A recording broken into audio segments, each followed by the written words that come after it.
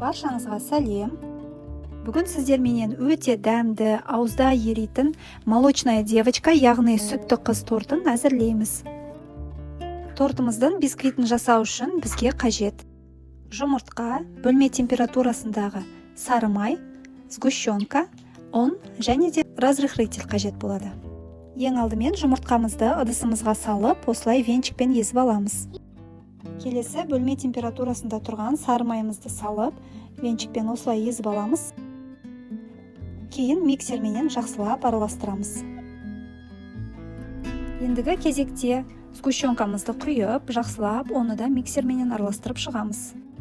Достар, сіздерге видео ұнап жатса, каналыма тіркеліп кетуді ұмытпаңыздар. Келесі кезекте разрыхлителімізді ұнымызға салып, біріктіріп аламыз, және де ситадан өткізіп, миксерлейміз. Ұнымызды міндетті түрде електен өткізуіміз қажет, себебі сол кезде ұнның арасына ауа барып, пісіретін тортымыз, бисквитіміз, яғни воздушный болып жақсы көтеріледі. Осы жерде ескере кететін жайт, ұнымызды миксерлемес бұрын жақсылап араластырып алсақ, шетіне шашырамайтын болады. Барлық заттың мөлшерлемесін төменде описанияда қалдыратын боламын. Мінекей нәтижесінде бізде осындай бисквитіміздің қамыры дайын болды. Енді бисквитімізді пісіру қалды. Осындай форманың көмегіменен пергамент қағазға домалатып сызып аламыз. Қамырымызды салып, сызылған формамыздың шетіне шығармай, біркелкі етіп жайып шығамыз. Енді қамырымызды духовкаға салып, 170-180 градуста 5-7 минут шамасында пісіріп аламыз. Келесі кезекте тортымыздың кремін жасауға кірісеміз. Салқын сливкимізге сахарная пудра қосып, жақсылап тұрып миксерлеп аламыз. Сливкимізді осылай көпіртіп алған соң, үстіне творожный сырымызды салып, қайтадан миксерлейміз. Мінекей бізде осындай өз формасын ұстап тұратын қатты крем шықты.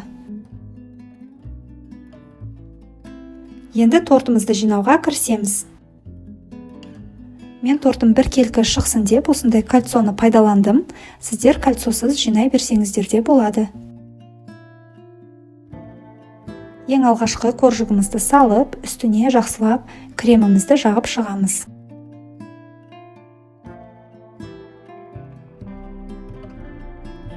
Осындай реттілікпен әрбір қорждарымыздың ортасына кремді аз да емес, көп те емес мөлшерде, орташа мөлшерде жағып шығамыз.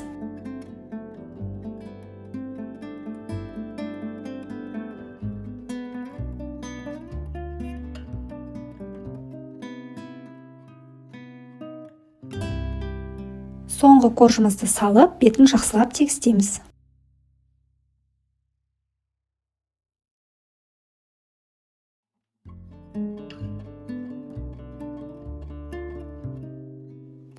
Тортымызды жинап болдық. Енді кольцомызды шешіп, тортымыздың шет-шетіне крем жағып шығамыз.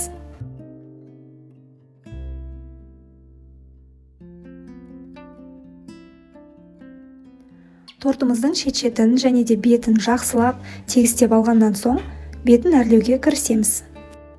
Қолдағы бар заттарменен әрлейміз, яғни шоколадные потеки және де мандарин мен орео печеньесімен әрледім.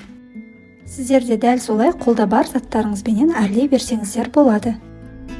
Міне осымен біздің тортымыз дайын болды. Егер сіздерге видео ұнаған болса, каналыма тіркеліп, лайк басып, қоңыраушаны басып кетуді ұмытпаңыздар. Сіздермен бірге болған Асем.